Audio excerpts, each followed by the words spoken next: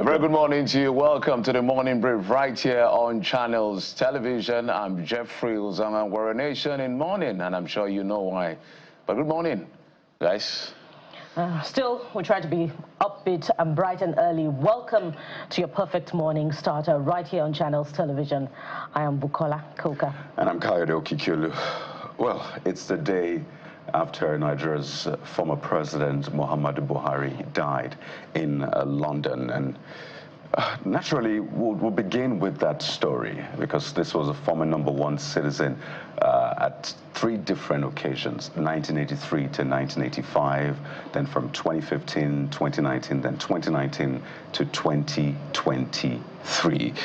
His death really came as a shock to many, particularly because just last week, his former aide had said that he was discharged from hospital. So we'll show you scenes from that London hospital where former President Muhammadu Buhari died yesterday.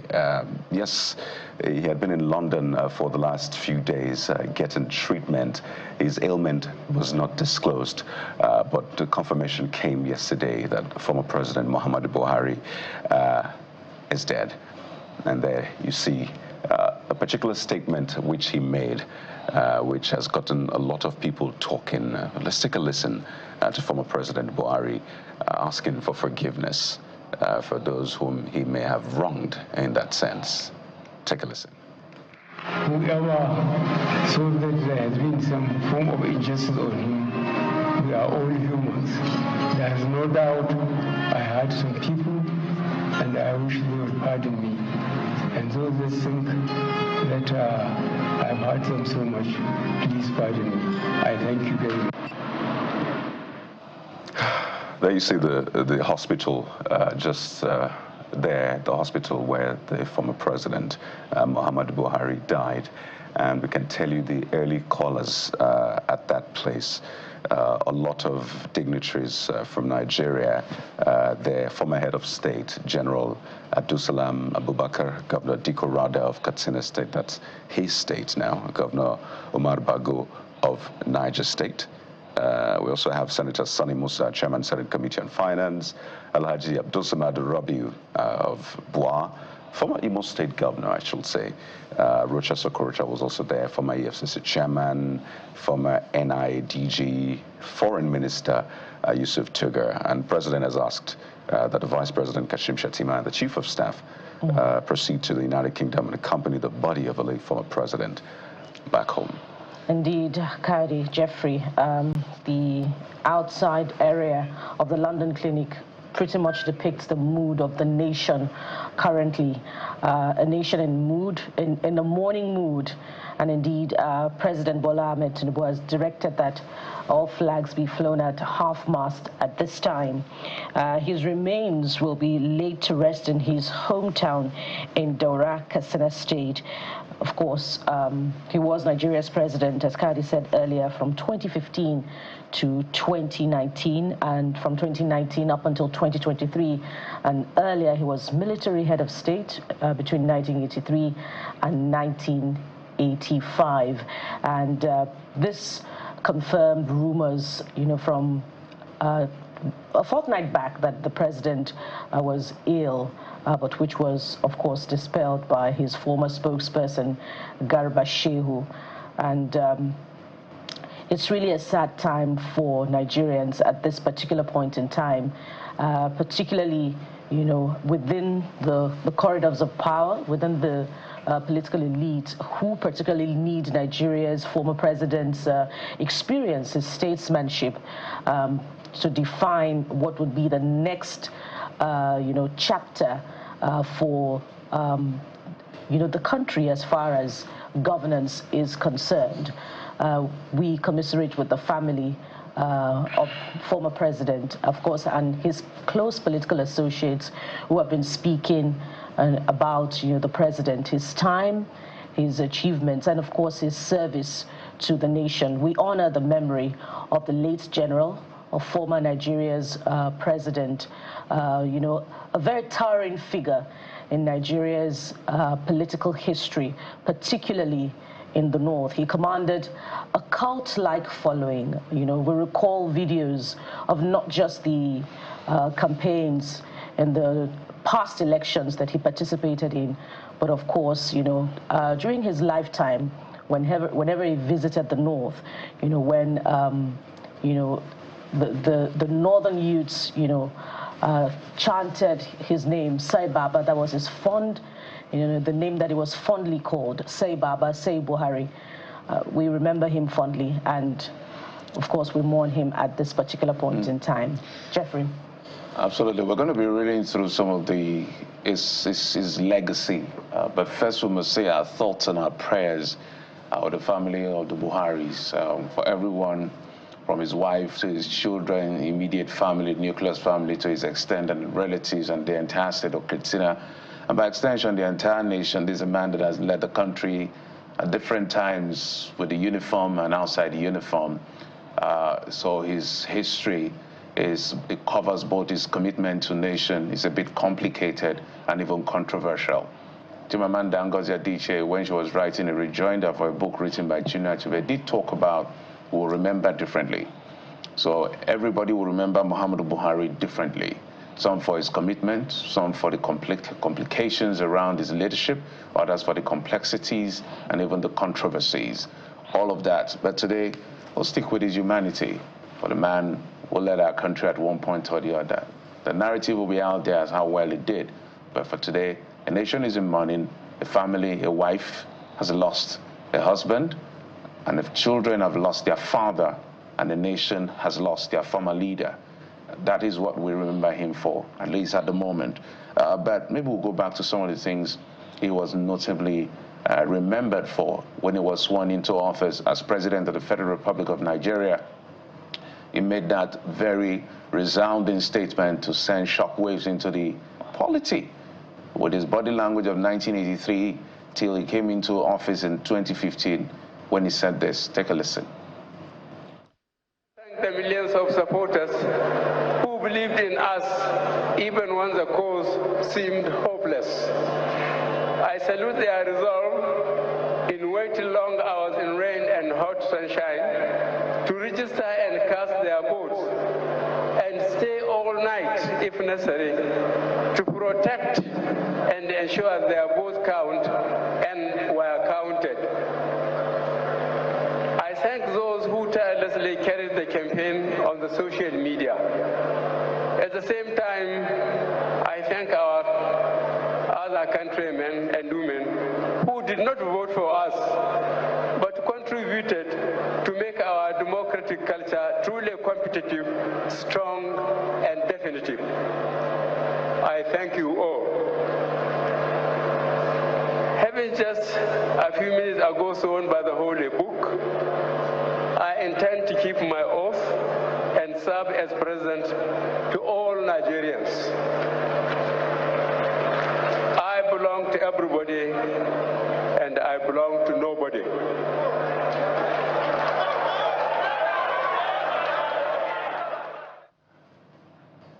Well, that became a very popular phrase, but now the man is no more.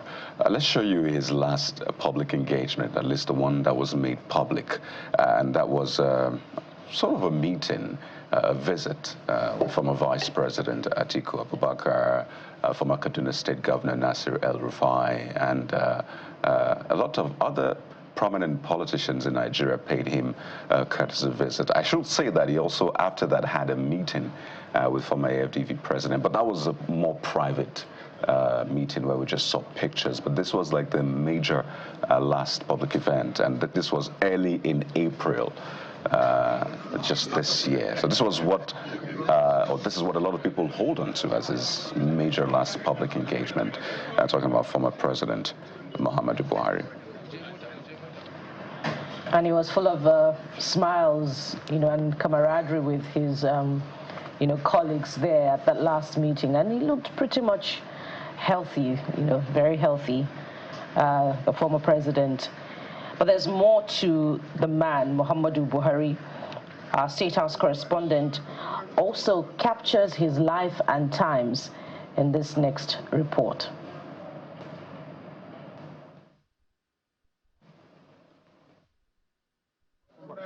So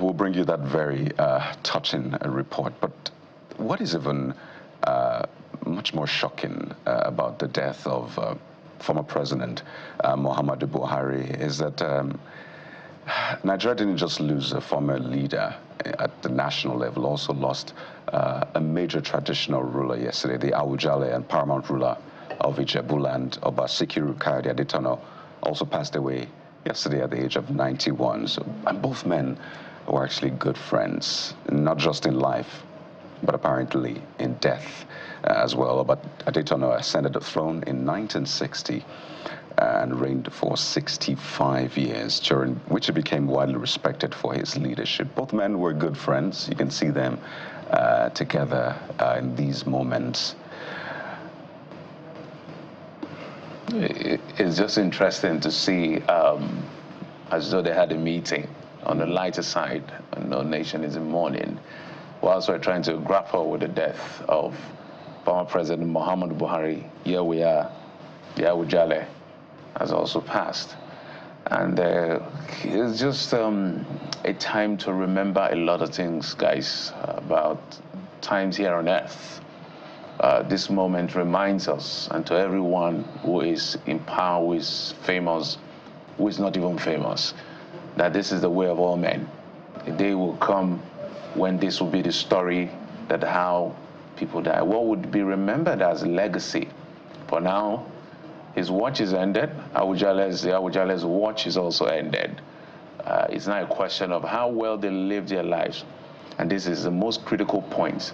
And that will be based on how you impacted humanity and everyone, you know, who has literally crossed your path. For both of them, they occupy strategic public position, both as traditional ruler and, of course, head of state and commander-in-chief of the armed forces as president of Nigeria. But we're going to bring you that report, as Kayode has said, where we captured his legacy. But for now, we'll head to London, where our correspondent, Juliana Layinka, is standing by to bring us up to speed. The president of Nigeria, former president of Nigeria, had died in a London clinic. And so she has first-hand information as to the mood and what is going on. Juliana, good morning. Good morning. Good morning. Maybe you walk us through the atmosphere as it is. We understand that there were early callers. The president that asked the vice president and his chief of staff to head straight to London to accompany his body back to Nigeria, expected perhaps to be buried today. What are you seeing? What are you hearing?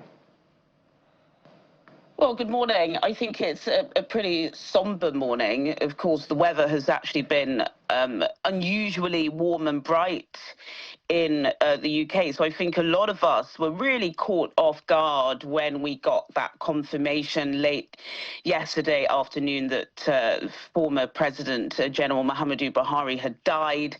As I was saying from my report at the London clinic yesterday evening, there had been rumours circulating for weeks on end. And I think if all of us are honest, there had been rumours circulating about the former general's health for years, and London was always the central point of him receiving that care. So, of course, it's desperately sad.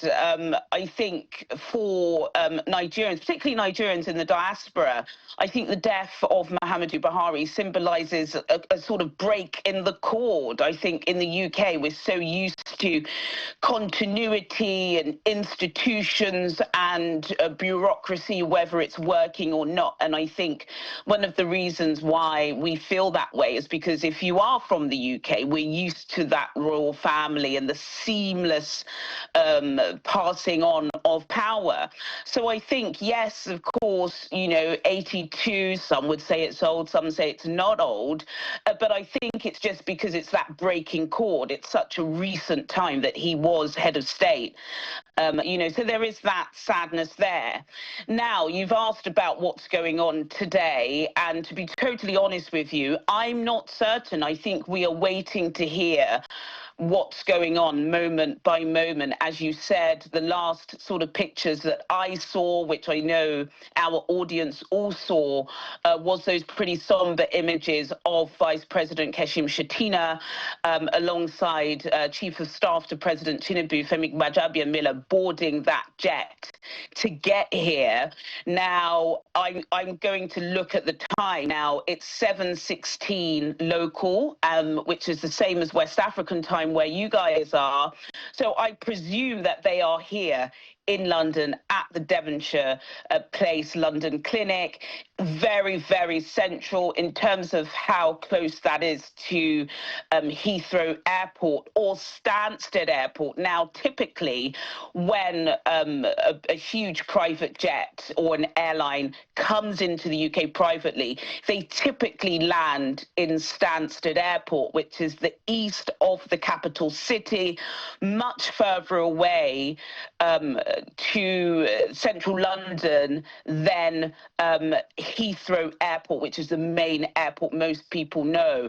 So if they did land in Stansted Airport, they could still possibly be on their way to the hospital. However, if they were given some sort of clearance by the UK government, most notably by Foreign Secretary David Lammy or Sir Keir Starmer, the Prime Minister, then they could be there. I think it's worth pointing out the magnitude of this death. You know, Muhammadu Buhari was a head of state, not once, but twice. During his tenure, his 8-year tenure, he was, whether or not it leaked through or broke through, he was known internationally as the man that was going to stop corruption in Nigeria. That's how he was seen around the world. And I've been reading some of the obituaries that have been composed globally, and they very much acknowledge that. So, you know, this isn't just another death. This has huge international geopolitical weight, and I'm sure we are going to hear something from the White House acknowledging it. So I think there are going to be sort of an ushering in of help, let me just put it like that, help by the British government to ensure that Nigeria can get this body back to Daura as soon as possible. I think it's worth mentioning, and this, you know, was muttered yesterday when I was at the hospital, we don't have a high commissioner. And to be fair, I think that's left a really bitter taste in the mouth of senior Nigerians living in the UK. Since President Bola Tinubu has come into office, there have been major milestones that the world has seen, and Nigeria has not had a #1 citizen within those geopolitical locations to represent them. And I think that is in poor taste, especially now, considering this is such a huge moment in Nigeria's history. There are going to be lots of procedures and protocols. What do the press do? Yesterday, when I was at the location, I was seeing family members of the late president coming in and out, obviously distraught. Are you supposed to, you know, shove a camera in their face? No, you're not supposed to do that. Though I have been seeing pictures of Zara, Hanan, Buhari, the children, crying on the streets of London. We are supposed to have a central figure in the UK coordinating with the press, coordinating with the diaspora, coordinating with, quite frankly, the NHS, the National Health Service, ensuring that, you know, the documents and the procedural process that the Vice President and the Chief of Staff have to go through is done in a clear manner. Now, I know today is not the time for politics, but when you have failed to appoint an ambassador or a high commissioner in locations, it's in times like this where we fall short. So I think that's just, it's quite sad, because if we did have a high commissioner here in the UK, then of course I would have probably been speaking with him all night and I would have been able to inform you. Sadly, that's not the case. We're having to rely on social media. We're having to rely on these State House press releases for this information. All right, Juliana, thank you so much. However you're able to gather that information, we'll really appreciate it. We understand the shortcomings,